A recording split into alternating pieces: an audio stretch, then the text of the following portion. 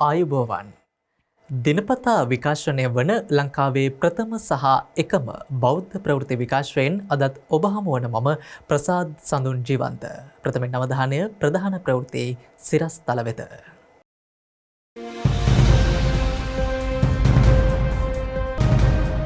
විඩාබර ජනහිත දහමෙන් සනසාලු යතිවර හිමිසඳ දැයින් සමුගෙන අදට දෙවසරයි. ප්‍රදේශ කිහිපයක් කේන්ද්‍ර කර ගනිමින් පැවැත් වූ දෙවර්ෂ පූර්ණ පින්කම් මාලාවත් අවසන්.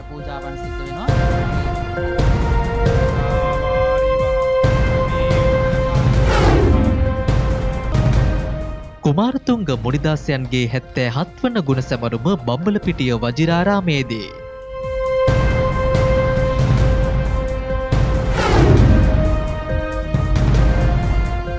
අධිරාජ්‍යවාදීන් මෙරට යටත් කරගත් අඳුරු මතකයට 206 වසරයි.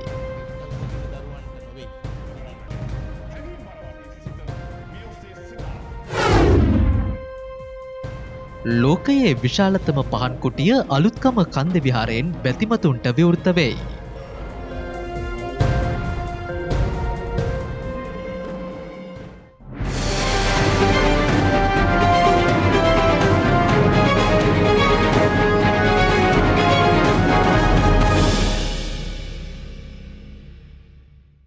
සැමහිත සුවපිණිස යන උදාරතර තේමාවෙන් බෞද්ධ අමාත්‍යාලය ආරම්භ කර විඩාබර ජනහිත දහමෙන් සනසාලු පූජනීය දරණාගම කුසලධම්ම නායක ස්වාමින් වහන්සේ දැයින් සමුගෙන අදට තෙවසරක් සපිරෙනවා.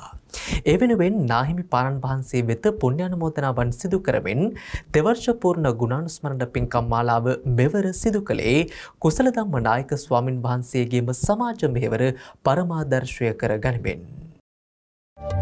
බෝධිසත්ව ගුණෝපේත කුසල ධම්ම අපේ නාහිමි අංජලි කරණීයයි අංජලි කරණීයයි අංජලි කරණීයයි. 1963 වර්ෂයේ ජූලි මාස 30 වන දින බියගම දරණාගම ග්‍රාමයේ වාසය කරන කරලයි නෝනා බාලසූරිය මවට හා ගුණසේන කුමාරපේලි යන දම්පතීන්ට දාව උපත ලැබූ ආනන්ද නෙවිල් කුමාරපේලි නම් කුලකුමරුවා දියණියන් දෙදෙනෙකුගෙන් සහ පුතණුවන් දෙදෙනෙකුගෙන් සමන්විත පවුලේ වැඩිමහල් දරුවා ලෙස උපත ලැබීය. උපතින්ම දහමට ලැබි සහ තැන්පත් ගති ලක්ෂණ වලින් හෙබි මෙම කුල කුමරුවා 1968 වර්ෂයේදී සියඹලාපේ දරණාගම මහා විද්‍යාලයට ඇතුළත් විය. යොවුන් විය එළඹීමත් සමගින්ම ගිහි ජීවිතයේ අරුත් සුන් බව තේරුම්ගත් ඔහු 1985 වර්ෂයේ අප්‍රේල් මාස 5 වන දින හංවැල්ල ජල්තර ධම්මික යෝගාශ්‍රමාධිපතිව වැඩ සිටි පූජ්‍යපාද කොරතොට විමල ධම්ම නාහිමියන් යටතේ පැවිදි දිවියට ඇතුළත් විය. පූජනීය දරණාගම කුසල ධම්ම නාහිමියෝ සරල අල්පේච්ඡ ජීවිතය උපයෝගී කරගනිමින් බවුන් වැඩිවීමට වැඩි කලක් යොදවමින් ගිහි පින්වතුන් හටද භාවනා කමටහන් ලබා දෙමින් වැඩ සිටියහ. ඉන් අනතුරුව කටුකුරුන්ද බෞද්ධ මධ්‍යස්ථානයට වැඩම කරමින් තවත් ශාසනික මෙහෙවර රැසක් සිදු කළහ. කැලණිය විශ්වවිද්‍යාලයට ඇතුළත් වූ කුසල ධම්ම නාහිමියෝ බුද්ධ ධර්මය සිංහල බෞද්ධ ශිෂ්ටාචාරය යන විෂයන් හදාරමින් ගෞරව ශාස්ත්‍රවේදී උපාධියද ලබාගත්හ. ඉන්පසු බම්බලපිටිය සිරි වජිරාරාමයට වැඩම කළ උන්වහන්සේ පූජනීය පියදස්සී නාහිමියන් ඇසුරෙහි ඉතා කීකරු ශිෂ්‍ය රත්නයක් ලෙසද පසුව වජිරාරාම විහාරස්ථ දහම් පාසලේ විදුහල්පති ලෙසද දරුදැරියන්ගේ ධර්මාධ්‍යාපනය නැංවීම පිණිස කැපවිය. පසුව උන්වහන්සේ පූජනීය පියදස්සී නාහිමියන් සමග කොළඹ හත ශ්‍රී සම්බෝධි මහා විහාරයට වැඩම කරන්නේ එවකට ශ්‍රී සම්බෝධි විහාරාධිපතිව වැඩ සිටි පූජනීය පානදුරේ අරියධම්ම නාහිමියන් අපවත් වීමෙන් අනතුරුවයි. එසේ වැඩම කිරීමෙන් අනතුරුව උන්වහන්සේ පියදස්සී නාහිමියන්ගේ නායකත්වයෙන් මෙරට ප්‍රථම ඉංග්‍රීසි දහම් පාසල වන ශ්‍රී සම්බෝධි ඉංග්‍රීසි දහම් පාසල ආරම්භ කළහ. සිය තරුණ ජීවිතය ආගම දහම වෙනුවෙන් කැප කරමින් ආබාධිත රණවිරුවන් උදෙසා කිහිලිකරු අත්වාරු කෘතිම පාද රෝදපොටු යනාදිය බෙදා දෙමින්ද මරණයට කැප වූ කිරිගවයන් මරණින් නිදහස් කර අසරණ ජනතාවට ලබා දෙමින් පියදස්සී නාහිමියන්ට මහත් සහයෝගයක් ලබා දුන්හ. මාසුවිසල් වනස්පතියකි සසුන් වනගැබ අරා විහිදුණු ඉහළ බුදු දන සුරකිමින් නිති ලක්මවුන් සනසවාලන්නට දැයෙහි පෙරපින් පෙලෙන් පහළව මනුවගට සිත සදාලන්නට. අනතුරුව කලක් ගිලන්ව සිටි පූජනීය පියදස්සී නාහිමියන් අපවත් වීමෙන් පසු 1998 වර්ෂයේ අගෝස්තු 18 වන දින ශ්‍රී සම්බෝධි මහා විහාරස්ථ භාරකාරීත්වයට පූජනීය දරණාගම කුසල ධම්ම නාහිමියෝ පත්විය. සකල ලෝවැසියන් හට උතුම් වූ ශ්‍රී සද්ධර්මය බෙදා දීමේ පරමාර්ථයෙන් වර්ෂ 2007 ජූලි මාස 27 වන දින සමහිත සුව පිණිස යන තේමාව මුල් කරගනිමින් බෞද්ධ රූපවාහිනී නාලිකාවත් 2011 වර්ෂයේ මැයි මාස 15 වන දින බෞද්ධ ගුවන් විදුලි නාලිකාවත් ආරම්භ කළහ. ලෝකීට අපිට අපින් දෙන්නට පුළුවන් උතුම්ම දායාදේ තමයි බුදුරජාණන් වහන්සේගේ ධර්මය. ශ්‍රී ලංකාව ලෝකේ ප්‍රසිද්ධ වෙලා තියෙන්නේ තේරවාදී නිර්මල බුදුදහම පවතින රාජ්‍යයක් හැටියට. ඒ නිසා මේ ධර්මය අපි ආරක්ෂා කර තබන්නට ඕන කියලා එදා මාතලේ අලුවිහාරයේදී අපි සිංහල හාමුදුරුවරු සිංහල කළුගල් උඩ ඉඳගෙන සිංහල පන්හිඳින් සිංහල තල්පත්වල සිංහල අකුරින් මේ ත්‍රිපිටකයේ බුදුරජාණන් වහන්සේගේ බුද්ධ වචනය එදා ගන්ධාරූඪ කළා. එසේ ගන්ධාරූඪ කළ නිසා තමයි මුළු ලෝකේටම ධර්මය අපට දෙන්නට පුළුවන් උනි මේ ත්‍රිපිටක ධර්මය. ඉතින් අද අපට ලෝකයට දෙන්නට පුළුවන් උතුම්ම දායාදේ තමයි බුදු දහම.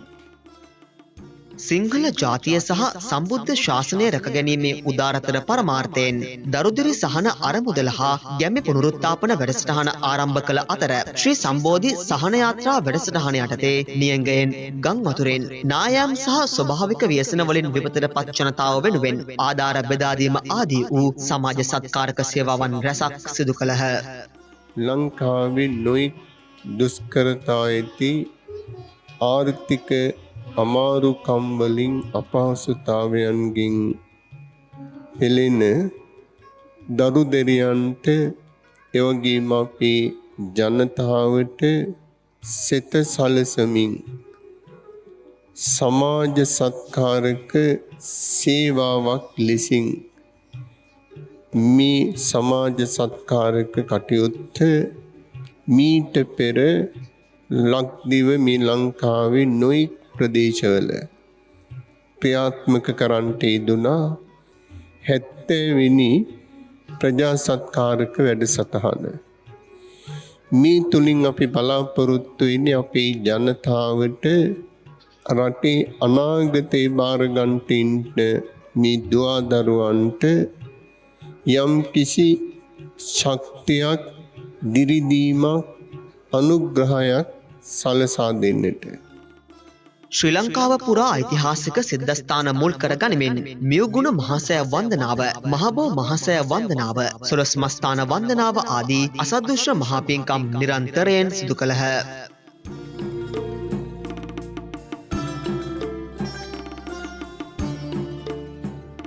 සසුන සම්බුදු දියත දස දෙස පතල කළ බුදු රූපවාහිනියේ සමිඳු දරණාගම කුසල දම් අමාඋල්පත ඇයිද මේ සිඳුනේ. දරණාගම කුසල ධම්ම නාහිමියෝ දැයෙන් සමුගෙන අදට තෙවර්ෂයක් සපිරෙන අතර මෙරට තුළ බුද්ධ ධර්මය ව්‍යාප්ත කිරීම සඳහා ක්‍රියා කළ යතිවර සලකුණක් ලෙස දරණාගම කුසල ධම්ම නාහිමියෝ ඉතිහාසයට එක්වනු ඇත.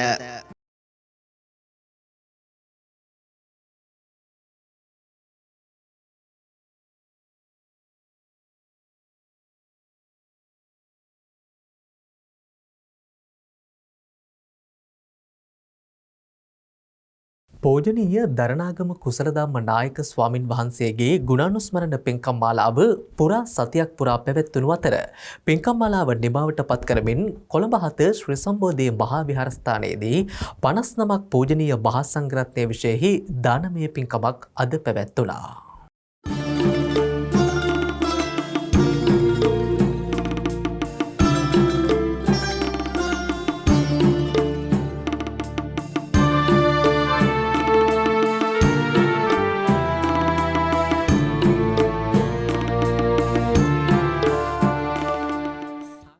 දරණාගම කුසලධම්ම නාහිමියන්ගේ තෙවර්ෂ පූර්ණ ගුණානුස්මරණ පින්කම් මාලාව යටතේ පුරා සතියක් මුළුල්ලේ දිවයින පුරා පින්කම් රාශියක් පැවැත්වුණා. එහි පළමු පින්කම ලෙස පසුගිය මස 25 වනදා බොරලන්ද සම්මානි පාසලෙහි අභිනවයෙන් ඉදිකළ බුද්ධ මන්දිරයේ බුද්ධ ප්‍රතිමා වහන්සේ නමක් තැන්පත් කර එම ග්‍රාමයේ අධ්‍යාපනය ලබන දරුදරියන් වෙත අධ්‍යාපන උපකරණ බෙදා දීම සිදු වුණා.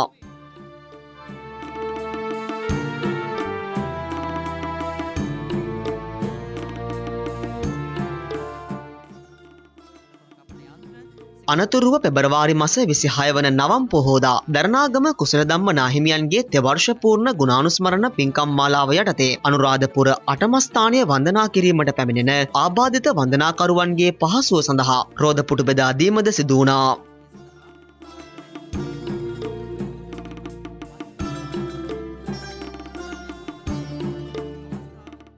පෙබරවාරි මස 27 වන දින පොළොන්නරුව කිරිවෙහෙර මල්ලාසන පූජාව හා පහන්වැට පූජාවද පින්කම් මාලාව යටතේ පැවැත්වුණා.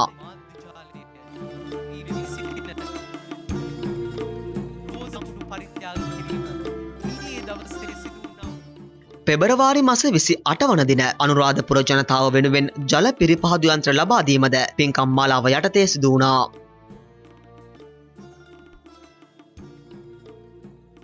අනතුරුව මෙම මස පළමු වන දින අම්පාර කීනවත්ත ශ්‍රී බෝධිමළු විහාරයේ අටවිසි බුද්ධ මන්දිරය සහිත බෝධි ප්‍රාකාරයද නිරාවරණය කිරීම සිදු වුණා.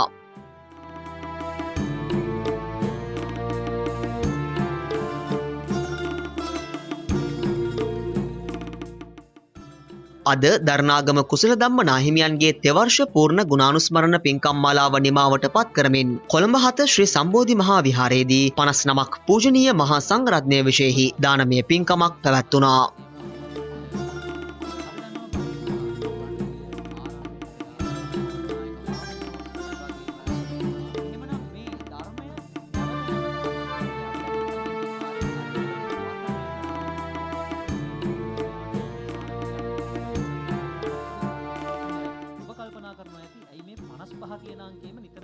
අද දවසේ මේ දානමය පින්කම මහා සංඝගත දක්ෂිනා පූජා කරන්නට කල්පනා කළේ මේ අපේ විහාරස්ථානයේ ඉඩකඩ තිබෙන විදිහට ඒ වගේම කොරෝනා වසංගත තත්ත්වය නිසා ඒ සෞඛ්‍ය ආරක්ෂිත ක්‍රමවේද අනුගමනය කරමින් සීමිත ස්වාමින් වහන්සේලා ප්‍රමාණයක් පින්කම සඳහා වැඩමවා ගන්නට කල්පනා කළා. ඒ අනුව පිරිවෙන් මධ්‍යස්ථාන 5ක අධ්‍යාපනය ලබන අපේ පුංචි ස්වාමීන් වහන්සේලාට ඒ දහම් අධ්‍යාපනය පිරිවෙන් අධ්‍යාපනය සිදු කර ගැනීමට එහෙම නැත්නම් බුදුරජාණන් වහන්සේගේ සම්මා සම්බුද්ධ ශාසනයේ පරියාප්ති ශාසනය ඉදිරියට පවත්වාගෙන යාම සඳහා ඒ විදිහට කටයුතු කරන ඒ වගේම මේ උතුම් සම්මා සම්බුද්ධ ශාසනයේ අනාගතය භාර ගැනීමට ලෝකයට ශාසනයට වැඩවන්නන්නට හැකියාව ලැබෙන ඒ විදිහට බොහෝම අපකැප වෙලා ඒ වගේම දුෂ්කරතා මැද ඒ අධ්‍යාපනය ලබන ස්වාමීන් වහන්සේලාට ශක්තියක් වන්නට අපි මෙවර පින්කමේදී කල්පනා කළා. එහෙම නැත්නම් දරණාගම කුසලධම්ම නායක ස්වාමින්ද්‍රයන් වහන්සේගේ තෙවර්ෂ පූර්ණ ගුණානුස්මරණ පින්කම් මාලාව පුරා සතියක් මුළුල්ලේ දිවයින පුරා පැවැත්වුණේ කොළඹ 7 ශ්‍රී සම්බෝධි මහා විහාරාධිපති බෞද්ධ මාධ්‍ය ජාලයේ ගරු සභාපති පූජ්‍යපාද බොරලන්දේ වජිරඥාන නායක ස්වාමින්ද්‍රයන් වහන්සේගේ අනුශාසනාවෙන් හා බෞද්ධ මාධ්‍ය ජාලයේ නිලධාරීන්ගේ ශ්‍රම දායකත්වයෙන්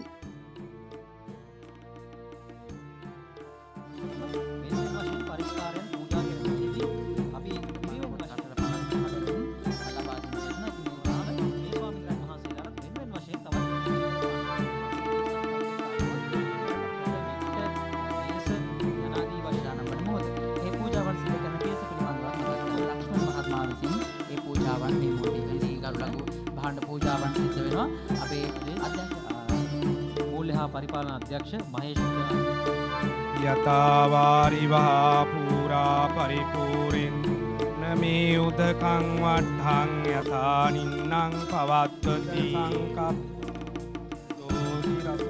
යතා චන්දෝ පින්වත් කුසල ධම්ම නායක හාමුදුරුවන් වහන්සේගේ සුළුමව මෑණින් වහන්සේටත් ඒ වගේම තම ආදරණීය තම අපේ පින්වත් මව්තුමියටත් අපි ආශිර්වාද කරමු මේ මොහොතේදී ඒ දෙපළටත් තුරුණුවන්ගේ ආශිර්වාදය නිදුක් නිරෝගී භාවය ලැබේවා කායික සුවය මානසික සුවය නිදුක් නිරෝගී දීර්ඝායු සම්පත් ලැබේවා කියලා සාදුකාරයක් දීලා ප්‍රාර්ථනා කරන්න.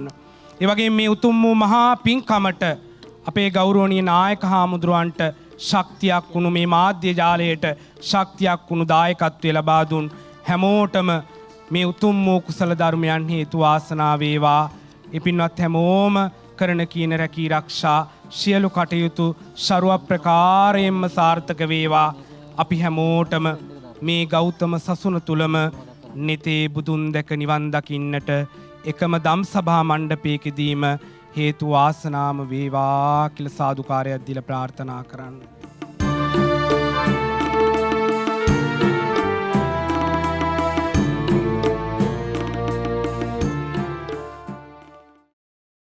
දීගවාපී අරුණ අරමුදලට බෞද්ධ අමාත්‍යාලය විසින් රුපියල් මිලියන 50ක මුදලක් ඊයේ පරිත්‍යාග කළා.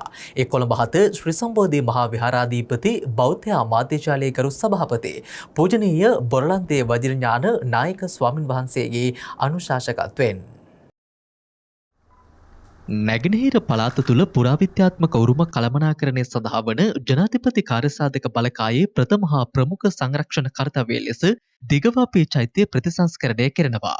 ඒ සඳහා වන දිගවාපී අරුණ අරමුදල ජනාධිපතිතුමාගේ සහ අග්‍රාමාත්‍යතුමාගේ ප්‍රධානත්වයෙන් පෙබරවාරි මාස 12 වන දින ආරම්භ කළ අතර දිගවාපී ප්‍රතිසංස්කරණ වැඩසටහනට සමගාමීව වෙදි කෙරෙන විශ්‍රාමශාලාවේ ඇස්තමේන්තුගත මුදල රුපියල් මිලියන 75ක්. එය අනුව පූජනීය දරණාගම කුසල ධම්ම නායක ස්වාමින් වහන්සේගේ තෙවර්ෂ පූර්ණ ගුණානුස්මරණ පින්කම වෙනුවෙන් දිගවාපී අරුණ අරමුදලට රුපියල් මිලියන 50ක මුදලක් ඊයේ පරිත්‍යාග කළා. ඒ කොළඹ හත ශ්‍රී සම්බෝධි මහා විහාරාධිපති බෞද්ධ අමාත්‍යාලයේ ගරු සභාපති පූජනීය බොරලන්දේ වජිරඥාන නායක ස්වාමින් වහන්සේගේ අනුශාසකත්වයෙන් අධ්‍යක්ෂක මණ්ඩලය විසින් මේ පිළිබඳව ජනාධිපති ගෝඨාභය රාජපක්ෂ මහතාගේ ට්විටර් ගිණුමේද විශේෂ සටහනක් එක් කර තිබුණා.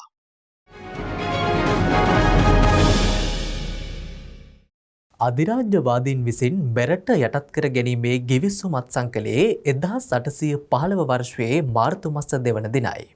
ඒ අඳුරු මතකයට ඊයේ දිනට වසර 206ක් සපිරෙන අතර එවෙනුවෙන් විශේෂ වැඩසටහනක් ඊයේ පැවැත්වුණා.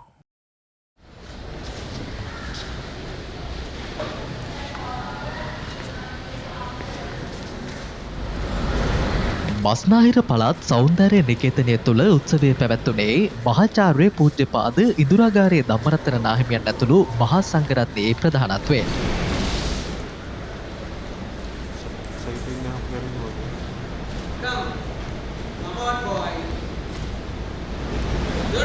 මීට වසර 206කට පෙර ලක්ඉතිහාසයේ අමතක නොවන සිද්ධියක් වූ අධිරාජ්‍යවාදීන්ට මෙරට පාවා දීමේ අඳුරු මතකයේ සිහි කරමින් මෙය සංවිධානය කර තිබූ අතර වාර්ෂිකව මේ පැවැත්වීමටත් සැලසුම් කර තිබෙනවා. හෙට උපදින දරුවන්ට නොවේ. අද ඉපදී සිටින දහර වයසේ දරුවන්ටත් ඊයේ දවසේ හැටි ස්වභාවය කියන්න අද දවසේ පනනල ගැහෙන එකම පරපුර අපි. ඒ වගවීම අද දවසේ ඉටු නොකළහොත් හෙට දවසේ සිනහමුසු මුහුණින් මිය යාමට අපට අයිතියක් නැති වෙනවා. මේ පෙළ ගැහෙන්නේ එය සඳහා මිසන් කිසිවක් සඳහා නෙවෙයි. මේ වේදිකාව තුළ මං හිතන්නේ දේශප්‍රේමී තමුන්නාන්සේලාගේ පින්වත් හාමුදුරනේ ඔබ වහන්සේලාගේ සිත් සතන් වලට පපු කුහර වලට පපු කැවුතු වලට ලේ ධාතු වලට යමක් සමීප කරන්නට ඇති හැඟීම් බරවන්නට ඇති ඒ සමීප කළ පණිවිඩයයි අපි අද නිකුත් කරන මේ අන්ධකාරයේ සැමරුම පිළිබඳව තමුන්නාන්සේලාට දිය හැකි විශිෂ්ටතම මතකය විශිෂ්ටතම පණිවිඩය ඒ පණිවිඩය ඔස්සේ මේ වැඩසටහන සූදානම් කරන්නේ මේ ඔස්සේ සිතන මේ ඔස්සේ සිතා කිසියම් ආකාරයක ක්‍රියාත්මක වීමක් දැක්වීමට අත්‍යවශ්‍ය මෙහෙවරකට සිංහලයා ඒ වගේම දේශප්‍රේමී අසිංහල අබෞද්ධ සියල්ලන් ගොනු කිරීමේ උතුංග පරමාර්ථය සහිත අපේ අනාගත පරපුරට මේ රටත් මේ ජාතියත් නිදහස් කර දීමේ වගකීම අත සිට පටන් ගත්තොත් මම විශ්වාස කරනවා අවුරුදු 3-4ක් යනකොට වෙනස් කරන්න පුළුවන්. ඇයි? අද සියල්ල වෙනස් වෙනවා. අද සියල්ල පල්ලෙහාට ගිහිල්ලා සියලුම ව්‍යාපාර අතරමං වෙලා දේශපාලන පක්ෂ මහජනයා ප්‍රතික්ෂේප කරලා අලුත් මාවතක් හොයනවා. අන්නේ අලුත් මාවත හොයා දීමේ වගකීම ඔබට අපට තියෙනවා. ඒ වගකීම ඉටු කරන්නට අප සමග ඉදිරියේදී පෙළගැසෙන්නයි උස් ආයාචනයක් කරමින් මම තමුන්නාසලාගෙන් සමුගන්නවා. උඩරට ශුද්ධ භූමියේ මගුල් මඩුවට රැස් වෙලා ඉංග්‍රීසි කළු බැල්ල කුරු යට මගේ රට යට පත්කලා. අන්ධකාරය අපි සමරන්නේ නැහැ. අන්ධකාරය සමරන්න අවශ්‍ය වෙන්නේ ප්‍රත්‍යාලෝකණය කිරීම සඳහා අතීතයට ඒ වගේම අනාගතයට එවි බලන්න. මම හිතනවා මේ උන්වහන්සේගේ මේ මහන්සිය මේ මල්පල ගැලවෙන්නේ අපි මෙතනින් එළියට යනකොට මේ අපිට මොකද්ද වෙලා තියෙන්නේ කියලා හිතමින් කල්පනා කරමින් එළියට යනවා නම් ඒ සම්බන්ධ සමාජ සංවාදයක් එළියේ ගොඩනගනවා. විශේෂාංග කිහිපයකින් උත්සවය වර්ණවත් වුණා. 815 මාර්තු 2 වෙනිදා තමයි සුද්දෝ ලංකාව පාවා දෙන උඩරට ගිවිසුම අත්සන් කරන්නේ. ඒ උඩරට ගිවිසුම විසින් රට පාවා දෙනවා එංගලන්තයට. මේ ඛේදවාචකයේ සිද්ධ වෙලා අද වෙනකොට අවුරුදු 206ක්. ඒක නිසා අපි තීන්දුව කළා පරපුරක උරුමය හැටියට ධර්මපාල පරපුර හැටියට මේ සමරන්න. ඊ타මත්ම මේ අවාසනාවන්ත සහ ඛේදනීය ඉරණම ජාතියට එක්කල දිනය අපි සමරන්න වෙන කිසිවක් හින්දා නෙමෙයි. ජාතිර නිදහසක් නැහැ. ජාතිර නිදහස් දිනයක් නැහැ. අපි නිදහස් දිනයේ නමින් හඳුන්වනු ලබන පෙබරවාරි 4 වෙනිදා ආණ්ඩුක්‍රම ව්‍යවස්ථාවේ හැටියට ජාතික දිනයේ හැටියට මිසක් නිදහස් දිනයේ හැටියට සටහන් කරලා නැහැ. ඒකට හේතුව ජාතිය රටක් හැටියට ආර්ථික වශයෙන්, අධ්‍යාපනික වශයෙන්, ආධ්‍යාත්මික වශයෙන් සහ කිසිදු ආකාරයක නිදහස් නැහැ. අද වෙනකොටත් භාෂාව රටේ භාෂාව එංගලන්ත. අද වෙනකොටත් සෞඛ්‍යය බටහිර. ඒක නිසා මේ වර්ග කිලෝමීටර් 65632කට වැඩි බිමේ ඊ타මත්ම ජාතිකවාදී පිරිසක් ගොඩනගීම උදෙසා නිදහස් මනසක් ඇති කරවන උදෙසා ජාතිකත්වයේ රජයන තැනක් උදෙසා ඒ ජාතිය පාවා දුන්න අවාසනාවන්ත ඉරණම සහිත දිනය සැමරීම තමයි අද දවසේ මේ සිද්ධ කරනු ලබන්නේ. අපි බලාපොරොත්තු වෙනවා පරපුරක උරුමේ සහ ධර්මපාල පරපුර හැටියට වාර්ෂිකව මේ සමරුව කරන්න 206 වෙනි සමරුවයි මේ අවස්ථාවේදී සිද්ධ වෙන්නේ. ශ්‍රී ලංකාවේ ප්‍රකට වාග් විශේෂඥයෙකු සාහිත්‍යකරුවෙකු ගුරුවරයෙකු ගුරු පුහුණුකරුවෙකු මෙන්ම කවියෙකු වශයෙන් සුවිසල් මෙහෙවරක් ඉටු කළ කුමාරතුංග මුනිදාස මහතා දැයින් සමුගත්තේ 1944 වර්ෂයේ මාර්තු මාස 2 වන දිනයි. එය අනුව එතුමන්ගේ 77 වන ගුණ සැමරු උළෙල ඊයේ පැවැත්වුණේ බම්බලපිටිය සිරි වජිරාරාම විහාරස්ථානයේදී. ශ්‍රී ලංකාවේ ජීවත් වූ ශ්‍රේෂ්ඨ පඬිවරයෙකු වශයෙන් විවිධ ශ්‍රේෂ්ඨයන් ඔස්සේ මහඟු මෙහෙවරක් ඉටු කළ කුමාරතුංග මුනිදාසයන්ගේ 77 වන ගුණ සැමරු මුළල ඊයේ පැවැත්වුණා. ඒ කල එතුමන් විසින් පිහිටුවන ලද හෙළහවුල පදනමේ සංවිධායකත්වයෙන්.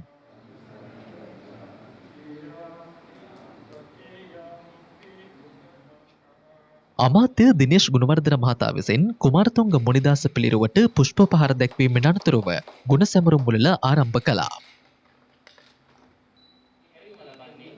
බම්බලපිටිය සිරි වජිරාරාමාධිපති ශ්‍රී ලංකා අමරපුර ධර්මරක්ෂිත මහානිකායේ මහානායක අතිපූජ්‍ය ත්‍රිකුණාමලයේ ආනන්ද මහානායක ස්වාමින් වහන්සේ ප්‍රමුඛ මහා සංඝරත්නය සහ අමාත්‍යවරුන් ඇතුළු පිරිසක් උත්සවයේ සමගින් එක්ව සිටියා.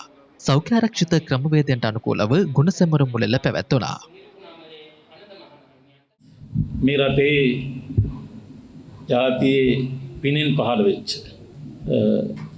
වාග් විද්‍යාඥයෙකු වාග් විද්‍යාවේ පියා හැටියට සැලකිය හැකි ව්‍යාකරණඥයෙකු වගේම ග්‍රන්ථ කර්තෘවරයෙකු ගුරු විදුහල්පතිවරයෙකු ඇතුළු නොයෙකුත් තනතුරු ලැබ වූ සිංහල භාෂාවට අනුපමේය මෙහෙයක් සිදු කළ කුමාරතුංග මුනිදාසයන් පිළිබඳව එතුමා මේ පසුගිය අවුරුදු 77 මුළුල්ලෙම මේ රටේ පමණක් නොවේ විදේශ රටවල එතුමා පිළිබඳව එතුමාගේ සම්ප්‍රදාය පිළිබඳව සාකච්ඡාවෙමින් පැවතුණා.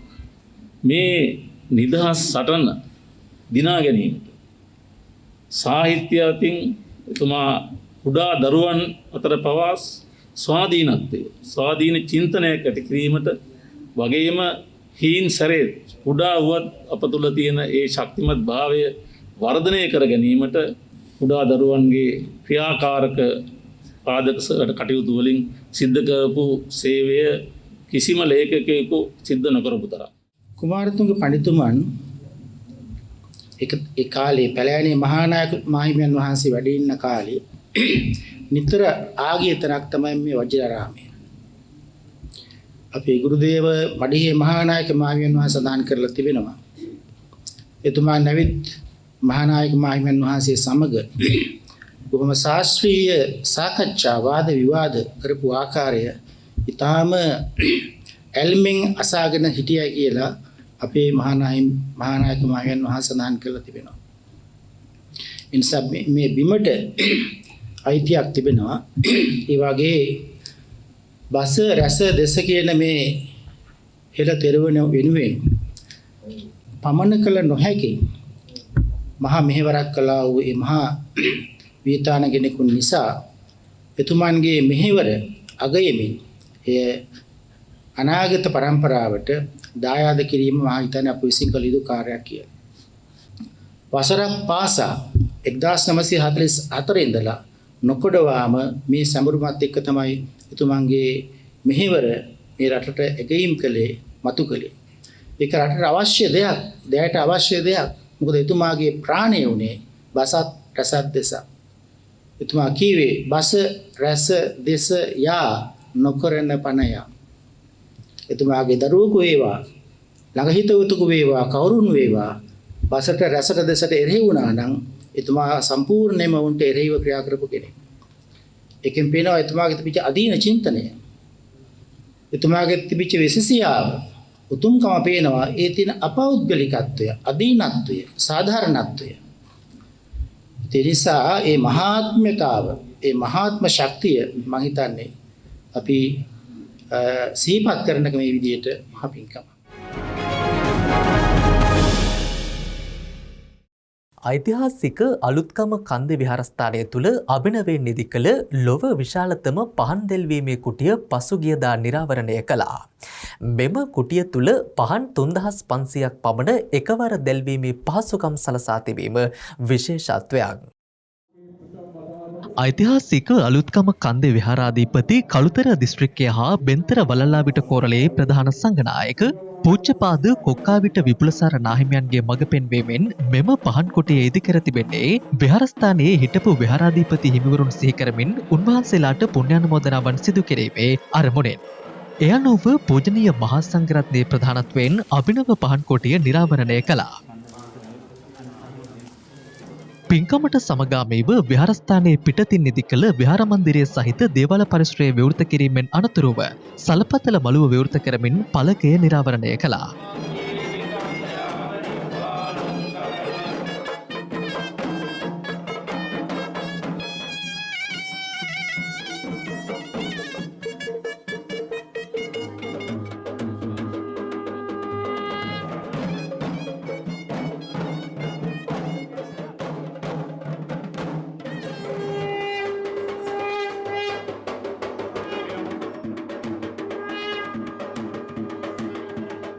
මෙහිදී සංඝගත දක්ෂිනාවක් පැවැත්වුණු අතර කෝට්ටේ ශ්‍රී කල්යාණි සාමග්‍රී ධර්ම මහා සංඝ සභාවේ අනුනායක අතිපූජ්‍ය කොටපිටියේ රාහුල අනුනායක හිමියන් වරක් ප්‍රමුඛ මහා සංඝරත්නය මේ සඳහා වැඩම කළා.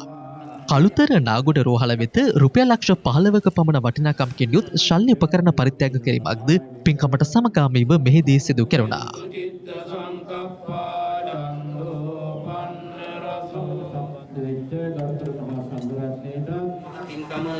සිද්ධ කරන්නට විශේෂ වශයෙන්ම අපවත්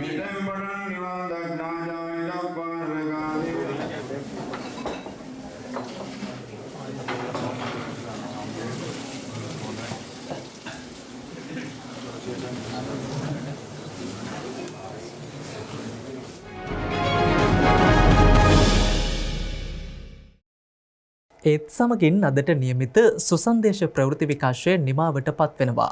YouTube සහ සුසන්දේශය Facebook පිටුපස්සේ දිනපතා විකාශනය වන ලංකාවේ ප්‍රථම සහ එකම බෞද්ධ ප්‍රවෘත්ති විකාශයත් සමගින් ඔබට දිනපතා එක්විය හැකි. ඔබ සියලුම දෙනාට සුවදායි රාත්‍රියක්. සම්මා සම්බුදු සරණයි.